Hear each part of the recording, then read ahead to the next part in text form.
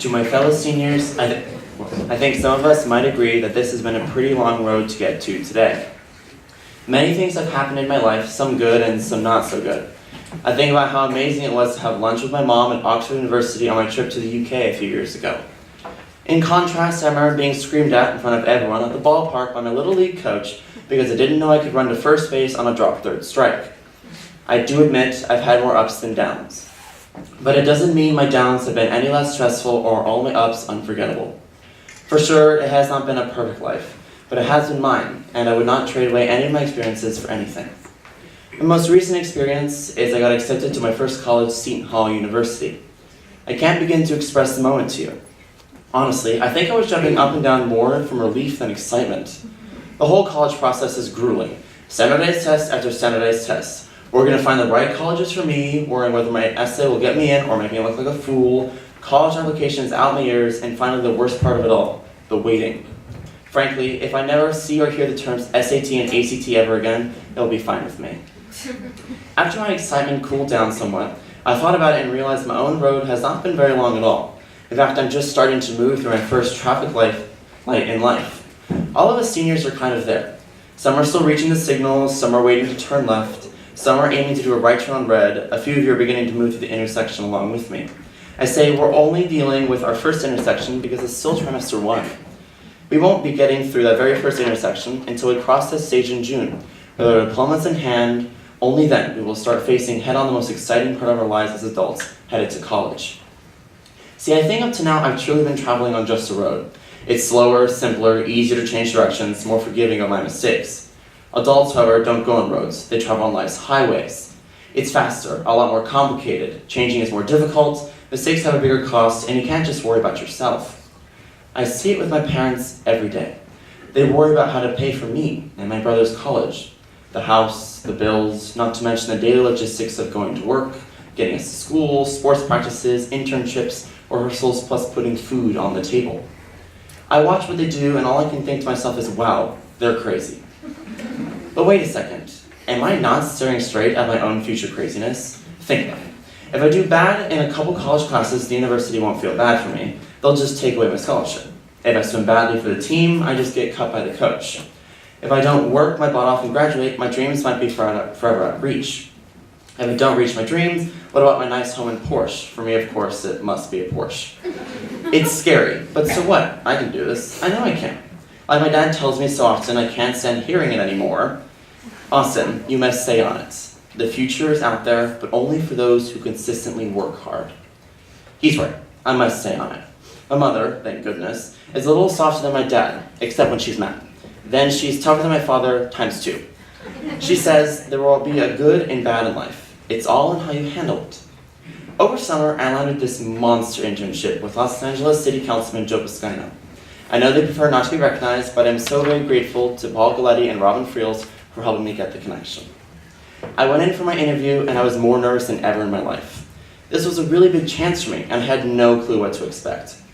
I just went in with my new suit on, wearing one of my dad's ties, wondering what was going to happen to me. I thought I had a great meeting with the head of operations, but then no one followed up. My heart sunk. So now this is where I'm thankful to my dad, who encouraged me to call and call and call until someone answered. He told me persistence tends to win out more often than I could possibly imagine.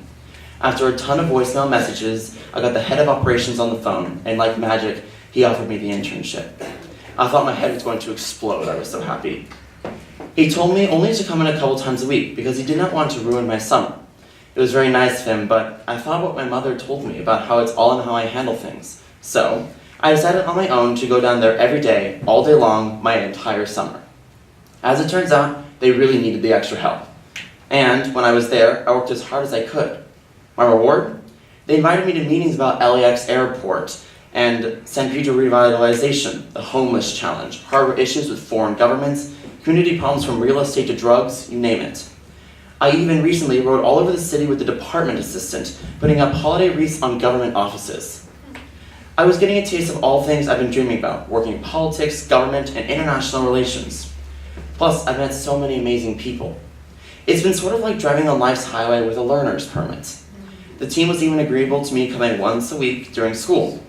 Now, when I see them, They actually ask me when I'm coming back, because when I am there, it frees them up to work on other things. So, per mom, I'm handling myself well, getting the experience of a lifetime, and making myself confident about wanting to work at the United Nations one day.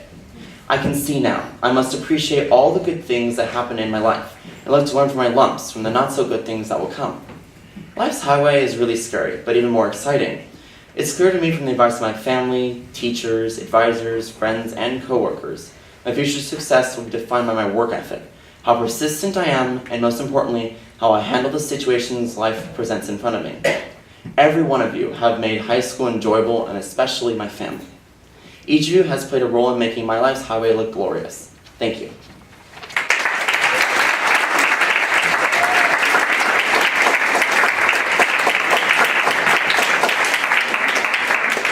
Okay, so shout-outs.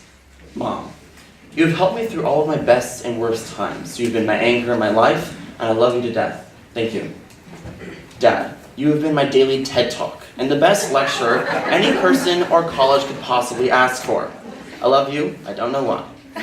Taylor, I have no idea how I can love someone and yet get mad at them at the same time every day of every minute. I love you. Robin, you've been like my second mom throughout high school. I mean, I've done everything and told you like everything. Thank you for all you have done. Ian, thank you for being one of my best friends and talking about ridiculous political ideas and how Jeeps are the greatest vehicles ever made. I still stand that they aren't. Kennedy, no one could possibly ask for a greater non-biological little sister. I love you. Sabrina, you will be forever known as the greatest czaress anyone could ask for, and I don't know what I'm going to do without you in college. Simone, we laugh at the worst things at the worst times. I literally have no idea, and I don't understand why. Riku, thank you for being the most rude and yet friendly and funny person in my life. Iris, I'll never forget sinking into the river at outdoor ed. Effie, do. I hate you. I hate you too. Castley, you are the reason I am still passing and making it through AP Art History. Jacob, thanks for being the greatest non-biological little brother I could ask for. I love you, bro. Emma, thanks for being my right-hand woman in my life, especially through all of my really, really bad dancing. Maya Taylor, I don't understand you. As Stephanie, the Joanne dynasty shall live on forever. Trevor, Trevantium will live on. Cooper, your jokes will forever haunt me. Mrs. Hagee, thank you for being the greatest performer of history. Mr. Flamini, your history memes are quality pieces. Ms. Acosta, happy birthday apparently. You have been one of the greatest advisors anyone could ask for. Thanks for being there always. Mrs. Rudolph, you are the most amazing painter I've ever met, and the best contrapposto model anyone could ask for.